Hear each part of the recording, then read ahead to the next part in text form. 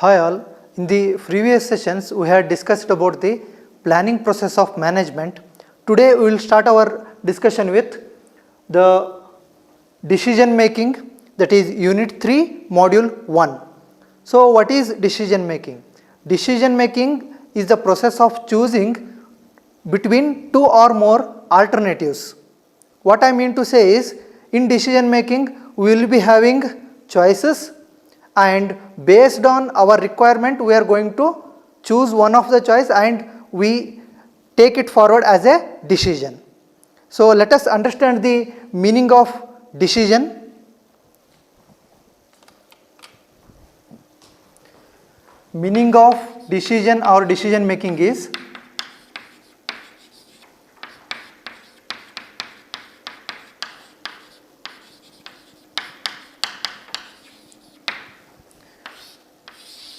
so, as I have already told, it is the process of choosing between two or more alternatives. What I mean to say is, here when a manager is doing or taking decisions, manager is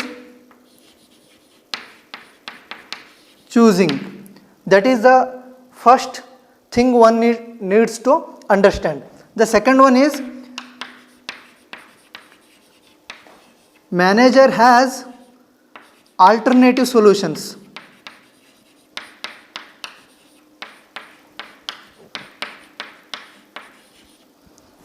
The third one is, manager has a purpose in mind.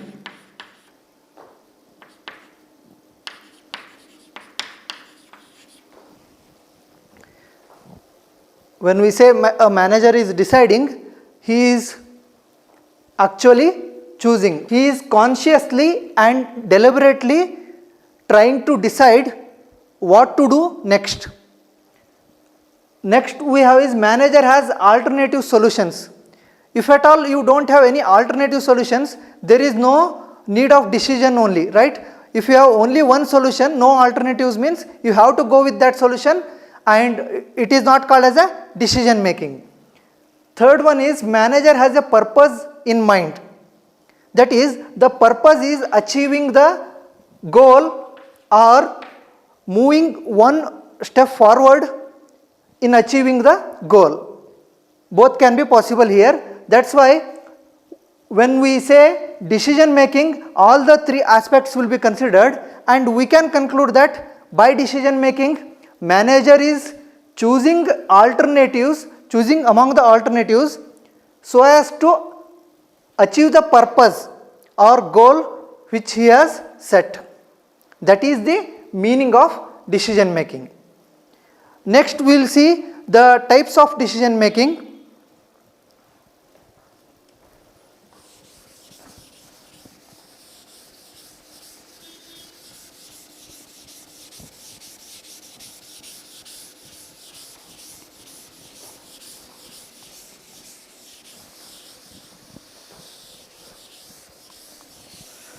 So there are 8 types in decision making or decisions.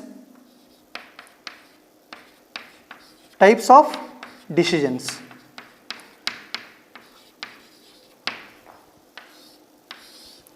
The first decision being programmed and non-programmed decisions.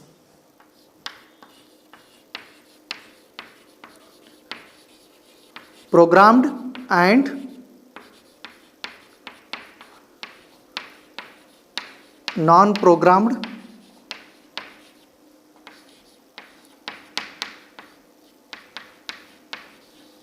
decisions. The second one is major and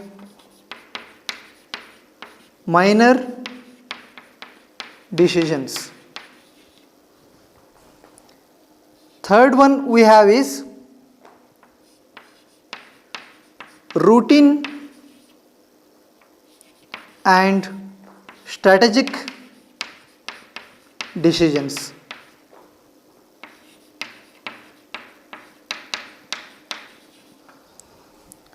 Fourth one is the sequential and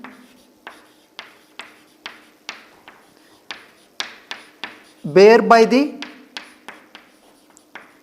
tail decisions.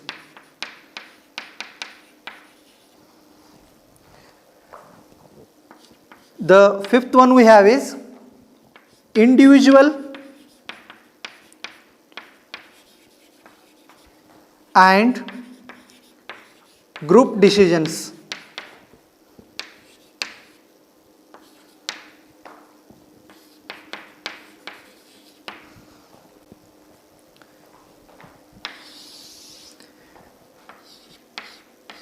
Sixth one we have is simple and complex decisions.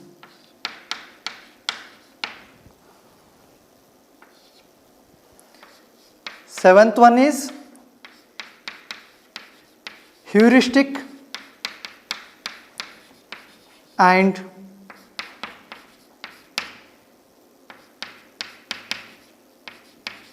intuitive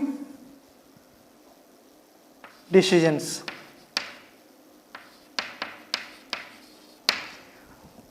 And the last one is rational decisions.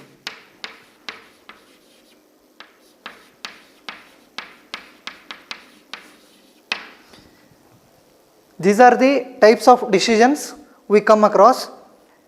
Let us see one by one. First we will see the 7 different decision types, and the last one we have is rational decisions. This we will discuss in detail. Okay. So the first one is programmed and non-programmed decision type. In programmed decisions we come across the repeating situations. In repeating situations programmed decisions can be taken. These are the decisions which are, you can say, hardwired decisions, because they are according to the rules, regulations and procedures. Rules, regulations and procedures. Based on the set rules or regulations and procedures, programmed decisions are taken. Whereas in non-programmed decisions, there is no strict rule of decision making. It is, we can say, custom tailored decision. Custom tailored decisions, because for specific situation the decision making will be different. For every situation there will be a different decision making process, or customized decision making takes place in non-programmed decisions. For example, in programmed decisions you can have a insurance policy for all the employees. So every employee who joins the organization, same set of rules are applicable, so he has to make a insurance and with the particular agency. When it comes to non-programmed decisions, here there might be a production line you want to bring, and you have to adjust all the different aspects of the organization for that. It is not like every time, it is not a repetitive work. It is a one-time investment of time and expenses, you can say. That's why non-programmed is a custom tailored. Depending on the situations you have to make the decisions. When it comes to major and minor decisions, some of the decisions need to be given more importance than the other decisions. That's why we classify decisions as major decisions and minor decisions.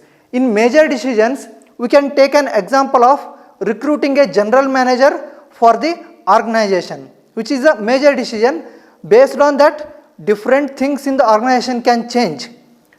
When I say minor decision, it might be as simple as subscription of a newspaper, local newspaper for your organization.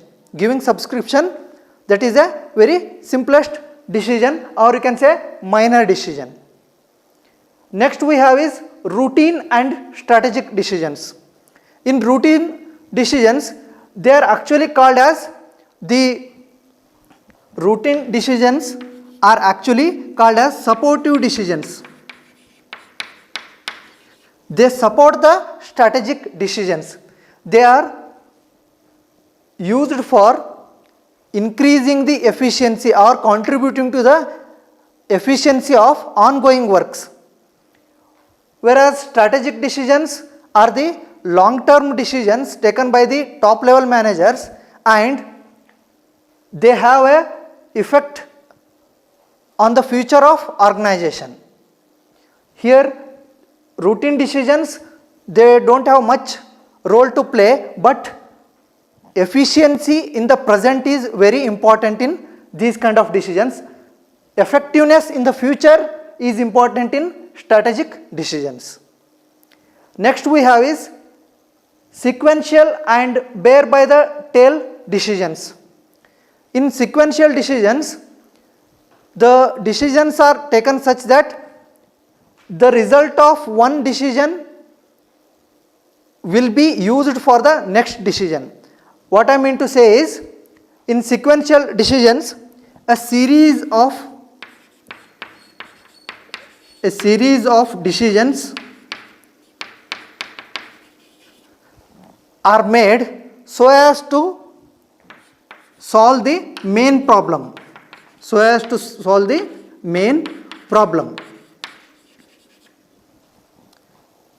Here step by step decisions will be taken care, because if you take an example, in an organization, if you want to become a general manager, what will be the process? The process will be, first you have to get recruited in the organization, then you become a group leader or a team leader, then you go on to become project manager, senior manager, then you might be having chances of becoming general manager. The decision by the organization whether you have to become the team leader or project manager or the general manager, they are taken step by step, not directly. So the decisions are in a sequence. Those kind of decisions are called as sequential decisions. Next, here bear by the tail decisions are the one which do not follow the step by step decision making process, or random choice of decision will be there and we cannot retrace the steps taken for having the final goal or the main problem solved. Okay. The next decision type is individual and group decisions. When I say individual decision, a single manager can take a decision. Group decision means number of managers are involved in the decision process. Individual decisions are the one where the nature of the problem is simple and it can be solved easily. That's why only one person can take a decision. When it comes to group decisions, when you want to recruit hundreds of staff for your organization, or you want to have a new plant in a new city, then you cannot go for individual decisions, you have to go for group decisions. So multiple people will be involved in the decision making process. Sixth one we have is simple and complex decisions. When a single or very few variables or parameters are involved in decision making, then we have to go for simple decisions, or we can call them as a simple decisions. When there are multiple parameters, variables and futuristic effects are involved in decision making process, those kind of decisions we can call it as complex decisions. The next one we have is heuristic and intuitive decisions. In heuristic decisions, they are called as rule of the thumb, because the organization has understood the things based on its experience. Based on the experience, it is going to decide for a particular situation. Say in festive seasons, there is a larger demand. For larger demand, you have to produce more units of a particular product. This can be understood by the organization by its experience, correct? And it is going to increase the production at the particular time period. When I say intuitive decisions, in intuitive decisions, there is no experience required. The manager feels that this is a good decision or action to be needed in the particular area, he will put that decision. Okay, here no experience is required, it is based on intuition. Okay, that's why heuristic depends on the experience of the organization, intuitive decisions depends on the intuition of the manager or decision maker. And the last one is rational decisions. Rational decisions are the one where you take appropriate means to achieve the end goals. Appropriate means to achieve the end goals or ends, you can say. So in rational decisions, we come across several steps that we will discuss now.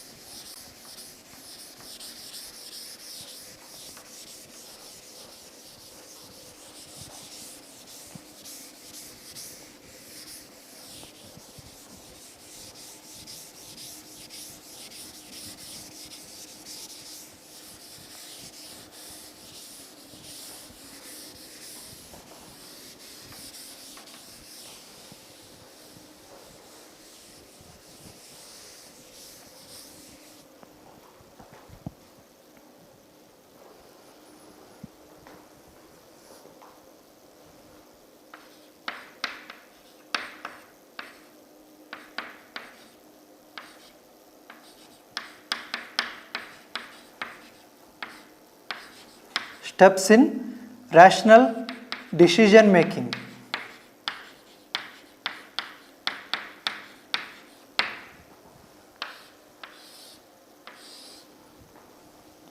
The very first step in rational decision making is recognizing the problem.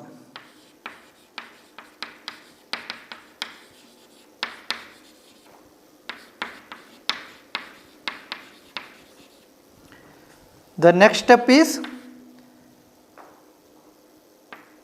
to identify the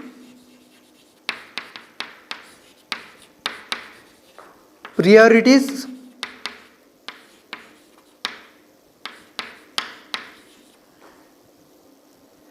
among the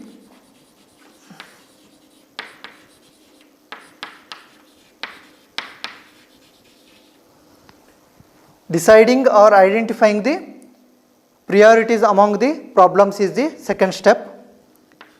Third step would be diagnosing the problem.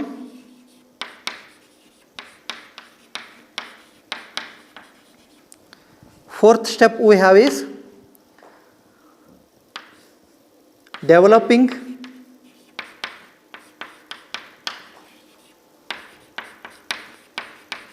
alternative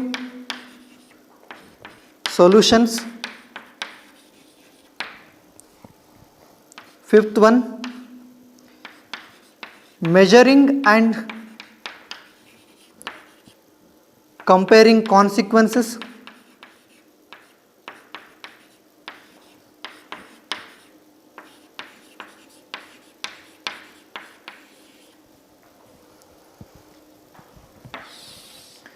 The sixth step is decision implementation.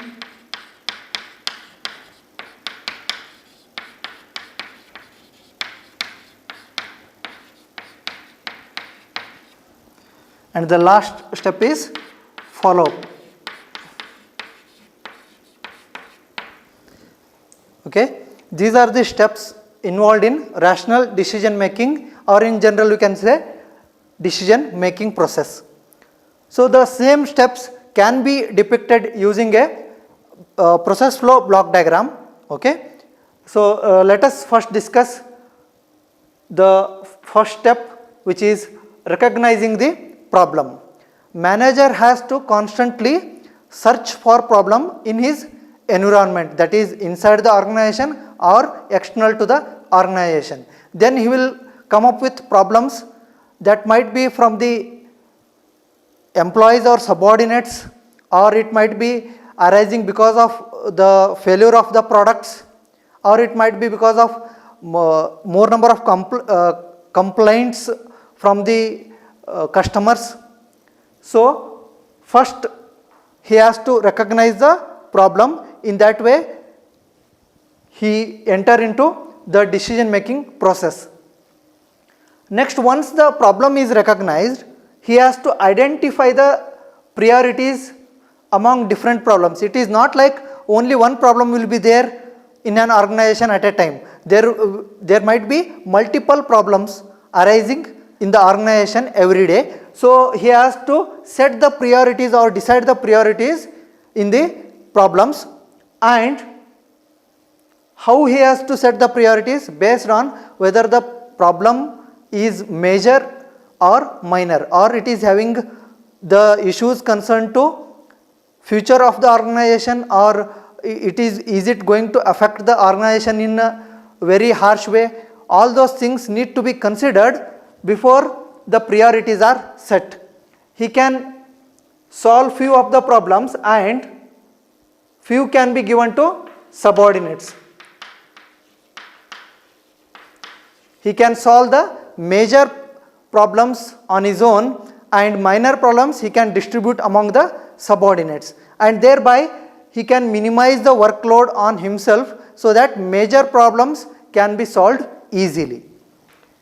The next, once the priorities among the problems have been decided, now the topmost priority problem is taken and it has to be diagnosed. Diagnosed means what? Analyzing the problem for the possible reasons or the effects of that problem on the organization. So diagnosing the problem is our next step, where we try to understand the nature of the problem and how we can deal with it. After the problem is diagnosed carefully, he has to develop the alternative solutions. Always managers used to have alternative solutions, because if there is only one solution or plan, then it is of no use, because we constantly look for different situations. In different situations, single solution will not work. Different alternative solutions should be there. That's why the manager tries to develop alternative solutions. Say, for example, in an organization, there is a demand for the product in particular period of time. At that moment, he can think of alternatives such as having a extra shift, in the work, or having a new plant at a new location, or he can plan or decide to recruit more people.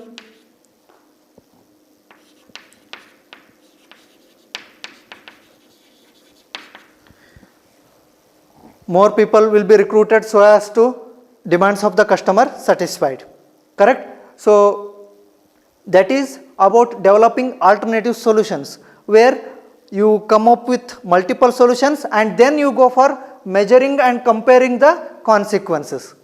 In the fifth step, you can check which one is economical or which one is at the point appropriate. Depending on that, you select one decision and in the next step you are going to implement that decision. That is, in the sixth step, decision implementation will take place, where you call your subordinates and decimate whatever the decision you have made, where it should be clearly communicated to the different departments, that is the different managers at different places, and that information should be propagated to the lower level managers as well as the workers. So decision implementation should come from the top level manager and it should propagate to the lower level manager, then to the workers. Then we can say decision implementation has taken place. Once decision is implemented, there should be follow up, because if you don't know the progress of your decision, then it is impossible to get the results. If some process is not going fine with the earlier decision, you can change the process so as to make the decision viable for that situation. That's why follow up is very important, where you constantly monitor the condition of the decisions. So these are the steps in decision making, and this completes the decision making process of management. Thank you.